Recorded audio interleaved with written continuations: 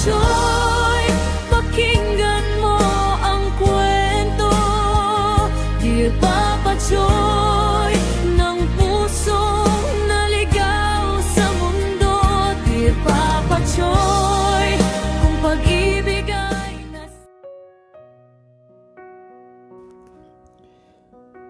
Dear Papa Choy, magandang araw po sa inyo at sa lahat ng inyong tagapakinig.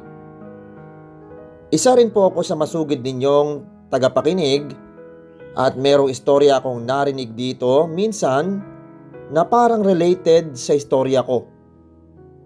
Itago nyo na lang po ko sa pangalang August, 36 years old, taga Laguna. Hindi tunay na pangalan ang gamit ko, pero totoo ang sakit ng aking kwento.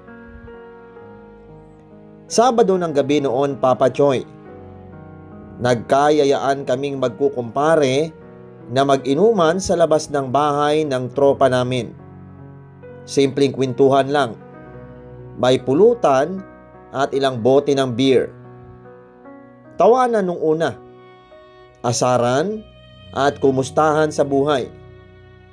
Pero napansin naming medyo tahimik si Jazz. Pare, ba't ang seryoso mo? Parang ang bigat ng dala mo ah. Tanong ko. Napabuntong hininga siya bago sumagot.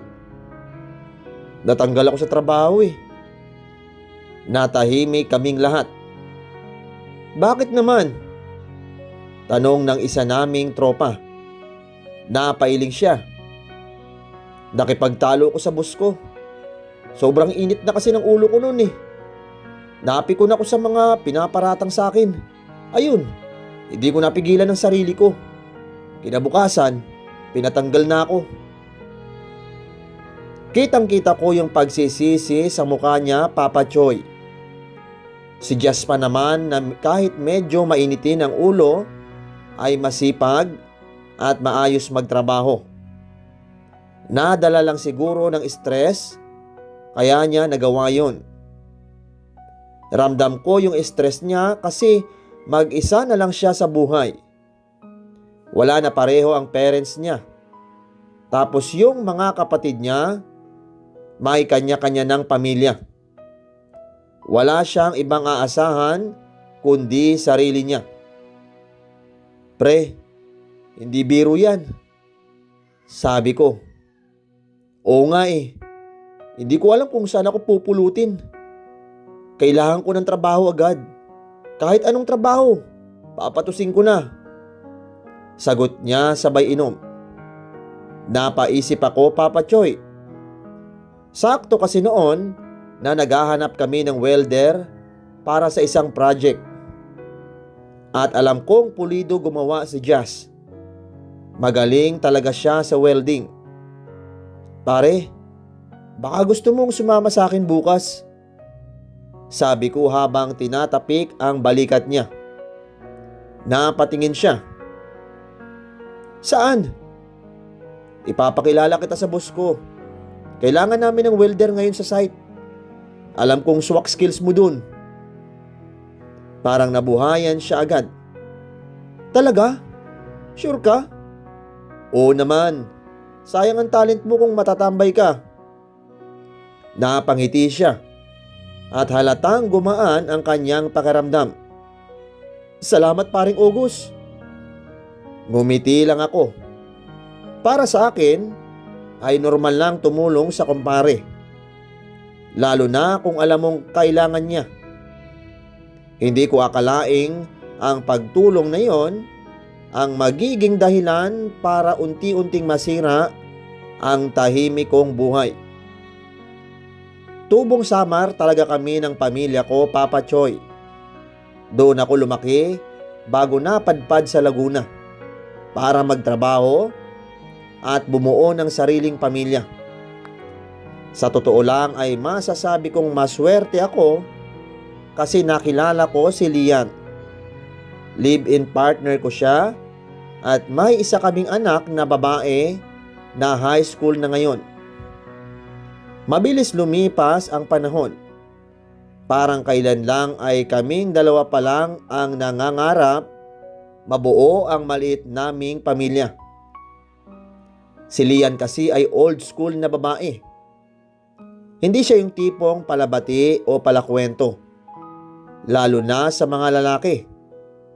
Mahiyain siya at mas gusto lang na nasa bahay. Masaya na siya sa pag-aasikaso sa bahay namin at sa anak namin. Kung minsan lumalabas, ay kadalasan nga sa kapitbahay naming babae lang ang kasama niya.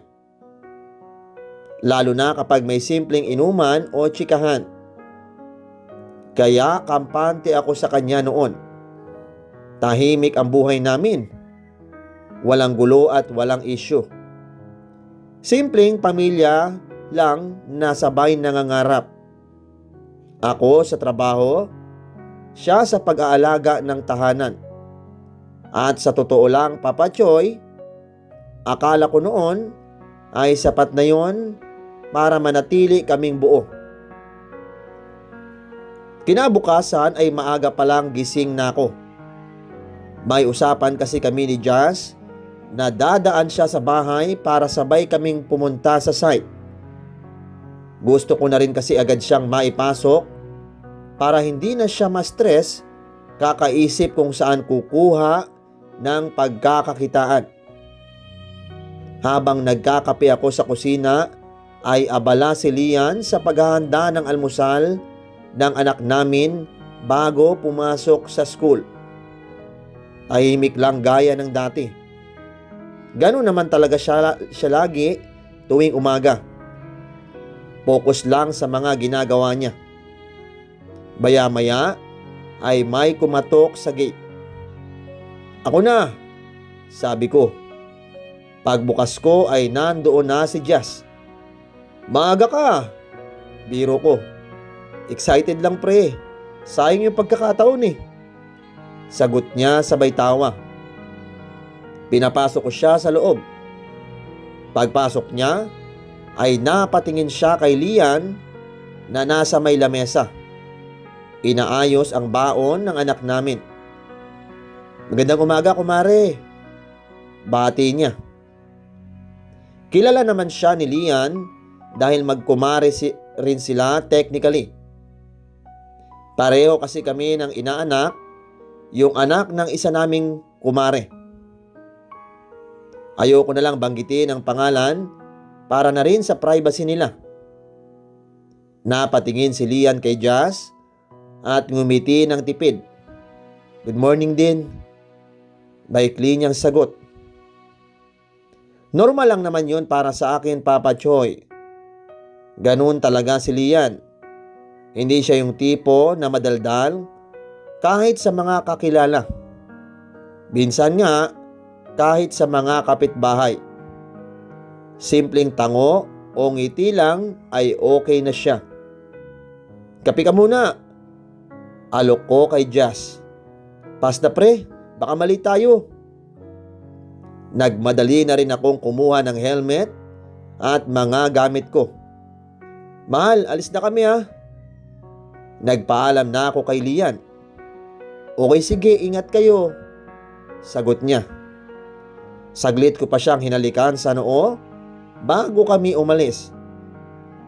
Habang nasa biyahe kami papuntang site, ay ramdam kong medyo kabado si Jazz. Relax ka lang. Basic lang to para sa'yo. Sabi ko. Matagal na rin kasi simula nung huli akong nag-apply ng ganito. Sabi niya. Hindi ka naman basta-basta. Ang dami mo ng project na nahawakan oh. Tumango siya at ngumiti.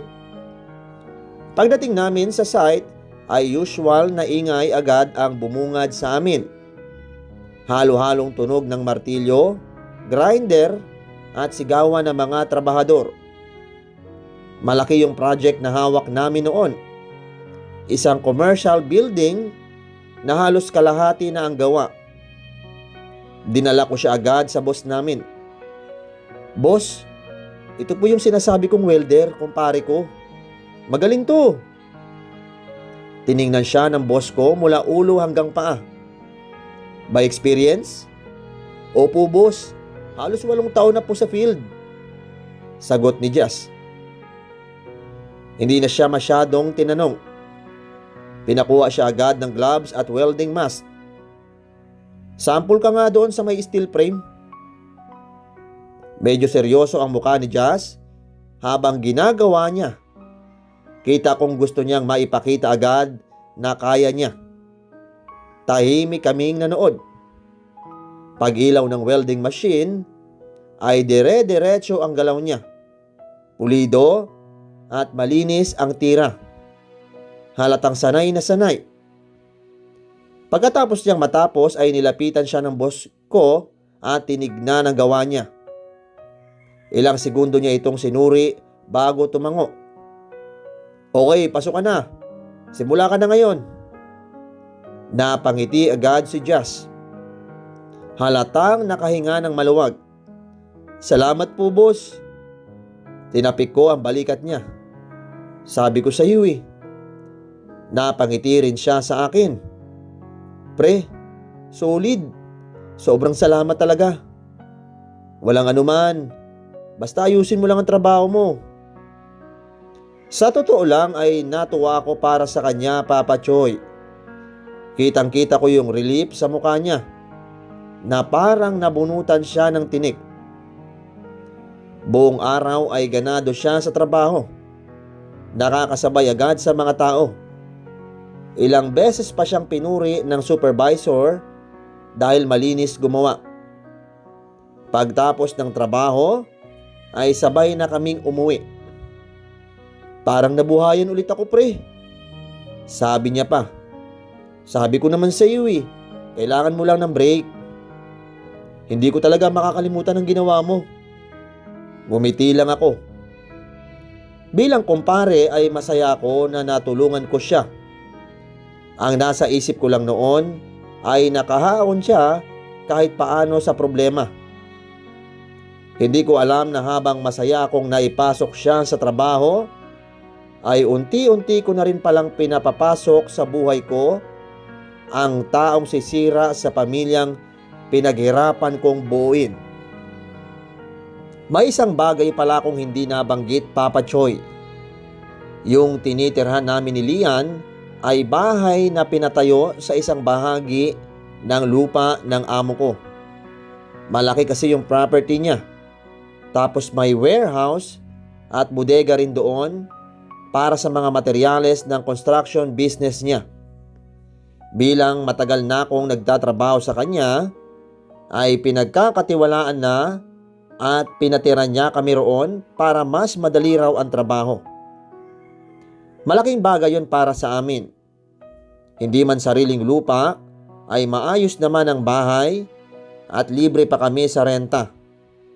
Ang kapalit lang ay si Lian ang tumutulong magbantay sa bodega kapag wala ako.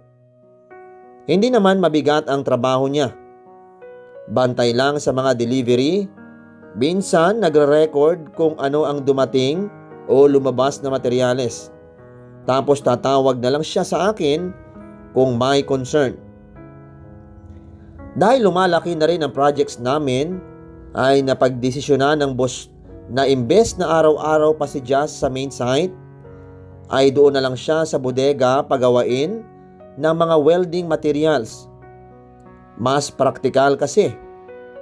Doon na ihahanda ang mga bakal at ibang kailangan. Tapos may truck na lang na magdi-deliver sa site.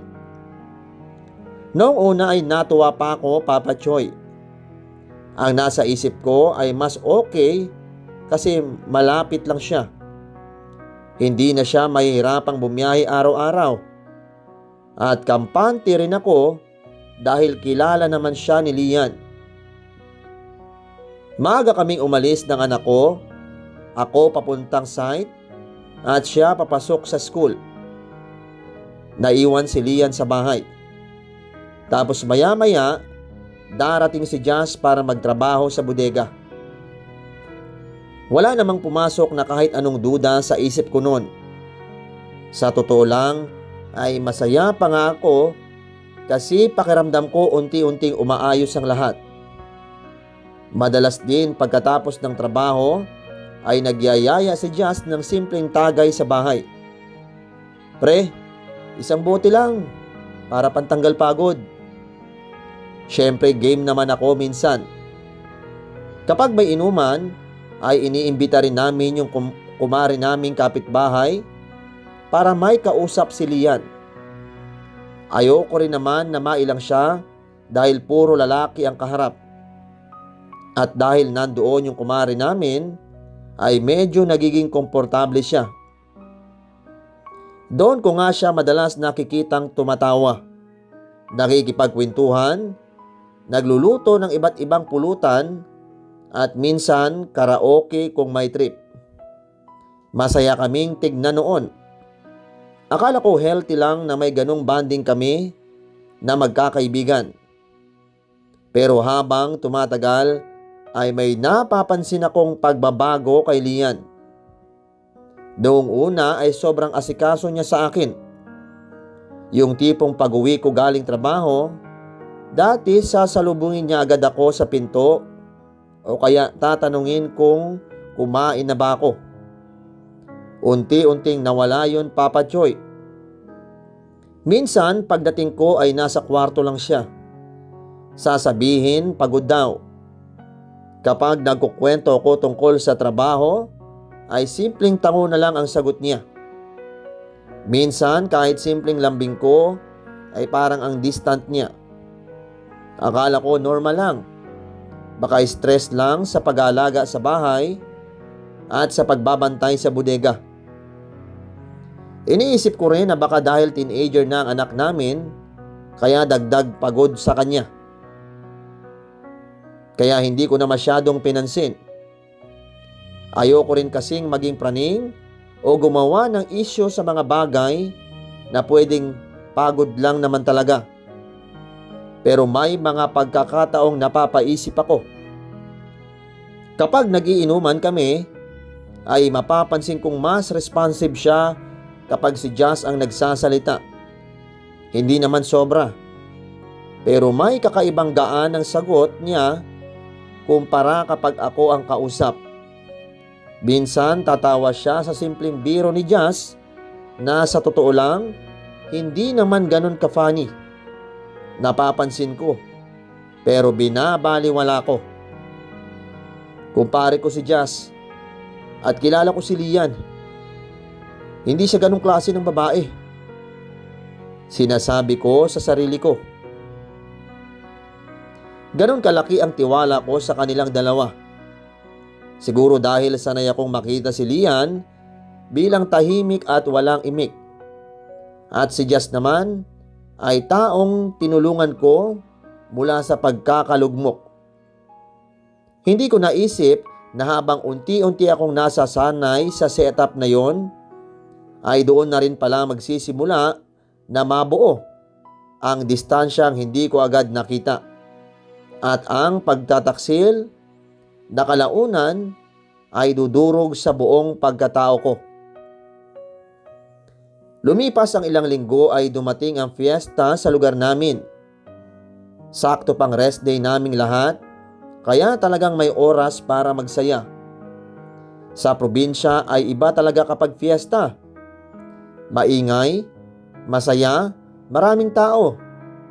At halos lahat bukas ang bahay para sa bisita. Siyempre, naghanda rin kami ni Lian. Maaga pa lang ay abala na siya sa kusina kasama ang kumare namin. Nagluto sila ng pansit, menudo, barbecue, at kung ano-ano pa. Ako naman ay tumulong sa pag-ayos ng mesa at pagbili ng inumin. Pagdating ng hapon ay nagsidatingan na mga tropa. Andun lahat ng usual naming kasama sa inuman. At syempre, naroon din si Jazz. Masayang umpisa. Tawanan, kantahan, kwentuhan. Halos buong gabi kaming nagtagayan. Hindi ko na namalayan na sobra na pala ang nainom ko. Ang huling malinaw kong naalala ay magkakasama pa kami sa labas ng bahay. May hawak akong baso habang may kinakanta yung isa naming tropa sa videoke. Nakita ko pa si Jazz na umiinom sa may gilid, habang si Lia naman may kausap sa may kusina. Pagkatapos noon ay wala na. Pagdilat ko kinabukasan ay nasa kwarto na ako. Masakit ang ulo ko, tuyong-tuyo ang lalamunan, at sa sobrang bigat ng pakaramdam. Normal sana yon dahil sa hangover, pero may kakaiba akong nararamdaman. Parang may hindi tama. Habang pinipilit kong inaalala ang nangyari nung gabi, ay doon pumasok sa isip ko si Jazz. Naalala kong andun pa siya bago ko tuluyang makatulog. Napabangon ako.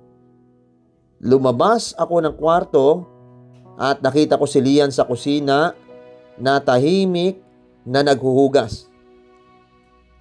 "Anong oras natapos kagabi?" tanong ko. Hindi siya agad sumagot. "Mga madaling araw siguro," sabi niya. "Anong oras umuwi si Jazz?" "Hindi ko na alam." Napakunot noo ako. "Hindi mo alam?" Kibit balikat lang siya. "Basta umuwi rin." Hindi ako mapakali, Papa Choy. "After kong makatulog, uminom pa ba kayo?" "Konti lang." "Sino-sino ang natira?" "Yung iba." "Sinong iba?" Napatingin na siya sa akin na halatang naiirita. "Ba't ba ang dami mong tanong? Tinatanong lang naman kita. Ano bang gusto mong palabasin, August?" Medyo natahimik ako, pero hindi nawala yung kaba sa dibdib ko. "Wala, curious lang." Napabuntong hininga siya. "Kanina ka pa. Sige ka ng sige ng tanong eh. Nakakairita na." Pagkasabi noon ay tumalikod siya at ipinagpatuloy ang paghuhugas. Doon ako tuluyang natahimik. Hindi ko maipaliwanag, pero may kung anong kumurot sa dibdib ko. Hindi naman ako mayabang para sabihing kabisado ko si Lian, pero matagal ko na siyang kasama para malaman kapag may itinatago siya. At sa paraan ng pagsagot niya sa akin noon, ay ramdam kong may mali. Mula nung umagang yon, doon unang umukit sa puso ko ang malakas na kutob na may kababalaghang nangyayari sa likod ko. At ang pinakamasakit, pakiramdam ko si Jazz ang sentro nun. Siguro nga ay may paraan talaga ang tadhana para ilabas ang totoo. Isang hapon habang nasa site ako, ay biglang nag-message ang bilas ko, asawa ng kapatid ni Lian. "Kuya, may kailangan akong ipakita sa iyo importante." Noong una ay kinabahan agad ako. Akala ko may nangyari sa anak ko o kay Lian. Pero nagulat ako kasi nag-send siya sa akin ng mga screenshots. Nabuksan pala niya yung messenger ni Lian kasi naiwan itong nakalagin sa cellphone ng kapatid niya. Doon niya nakita lahat. At doon gumuho ang mundo ko, Papa Choy. Yung mga screenshots ay usapan nilang dalawa ni Jazz. Mga landian. Mga miss na kita. Mga plano ng pagkikita kapag umaalis si Lia ng bahay tuwing walang pasok ang anak namin. Parang nanginig ang buong katawan ko habang tinitignan ko ang mga yun. Hindi ko alam kung galit ba, sakit, o halo-halo na. Diretso akong umuwi. Pagdating ko ay nandoon si Jazz sa bodega. Hindi ko na napigilan pa, Papa Choy. Nilapitan ko siya at hinablot ang kwelyo ng damit niya. "Gago ka! Ganito pa igaganti mo sa pagtulong ko?" Halos masuntok ko na siya, pero napigilan ko ang sarili ko. Ayokong gumawa ng gulong ikakapahamak ko. Pagpasok ko sa bahay ay kinumpronta ko si Lian. Akala ko ay iiyak siya o magsosorry man lang. Pero kabaliktaran, dahil siya pa ang galit. Anong pinagsasabi mo? Pinakita ko ang mga screenshots. Hindi ako yan, okay? Nahak ang messenger ko. Pati si Jazz ay ganun din ang depensa. Umabot pa sa barangayan dahil sa gulo. Pero kahit nandoon na, ay pareho silang nanindigan na may gumagamit lang daw sa account ni Lian. Kung hindi ka titigil kakabintang, maghiwalay na lang tayo. Paulit-ulit niyang sinasabi sa akin. At doon ako bumigay. Hindi dahil naniwala agad ako, kundi dahil natakot ako. Natakot akong masira ang pamilya namin.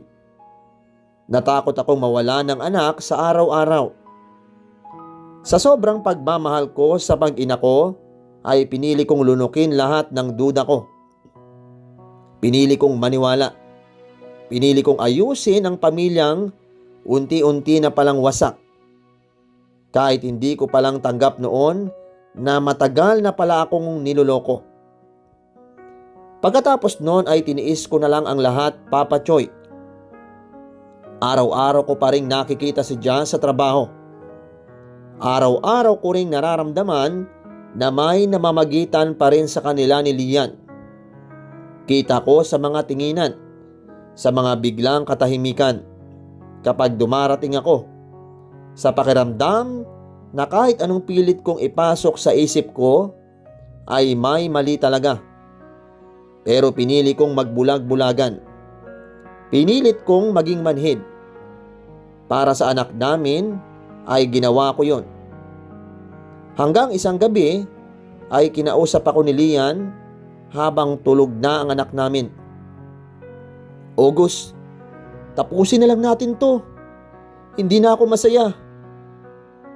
Parang gumuho ulit lahat, Papa Choy. At hindi ko napigilan ang sarili ko at nagmakaawa ko. Please, Lian, kahit para sa anak natin, ayokong lumaki siyang broken family. Oo, siguro sasabihin ng iba na tanga ako. Pero noong mga oras na yon ay mas nangibabaw ang pagiging ama ko kaysa pride ko bilang lalaki. Dahil ayokong tuluyang mawala sila, ay gumawa ako ng desisyong kahit ako ay hirap intindihin. Kinausap ko si Jazz ng lalaki sa lalaki. Diretso ay sinabi kong alam ko na kahit hindi na niya bibitawan si Lian. At kung yun ang gusto nila, ay tatanggapin ko. Pumayag akong maging parte siya ng buhay namin. Kitang-kita ko ang hiya sa mukha niya. Dahil hindi siya agad nakasagot. Pero nakita ko rin na hindi na niya kayang layuan si Lian. Kaya isa lang ang naging hiling ko, yung respeto. Sabi ko, kung haharap siya sa akin at sa anak namin, ay alam niya dapat ang limitasyon niya. Walang landian sa harap ng bata. Walang eksenang makakasakit lalo sa kanya. Tahimik siyang tumango. At sa uli ay nagkasundo kami. Masakit mang aminin, pero minsan may mga taong handang lunukin ang sariling dignidad para lang hindi tuluyang mawala ang pamilyang mahal nila. Hanggang ngayon ay tinitiis ko pa rin ang sitwasyon para manatiling buo ang pamilya namin, Papa Choy. Sa tagal ay parang nasanay na rin ako kahit masakit. Madalas na ring natutulog si Jazz sa bahay. Sa kusina siya nahihiga. Pero alam kong may mga gabing si Lian ang kasiping niya. Bago madaling araw ay babalik sa tabi ko. Hindi ko alam saan kami dadalhin ito. Pero mahal ko si Lian at lalo na ang anak namin.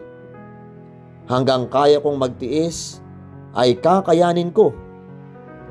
Natutunan ko na minsan ay hindi sapat ang pagmamahal kapag wala ng respeto. Salamat, Papa Choy, sa pagbibigay boses sa mga tulad kong tahimik na lumalaban. Alam mo, August, ang pagmamahal ay hindi dapat puro pagtitiis. Kapag nawawala na ang respeto, ay unti-unting nauubos ang pagkatao. Isipin mo rin ang sarili mo. Hindi masamang piliin ang kapayapaan ng puso. Minsan, ang tunay na tapang ay ang pagbitaw sa relasyong matagal nang bumibitaw sa iyo. Mga solid na kapapatsoy, kung may natutunan kayo sa kwento ni August, ay huwag kalimutang mag-like, share, at mag-subscribe. I-comment nyo rin ang thoughts ninyo. Hanggang sa susunod na kwentuhan, maraming salamat po.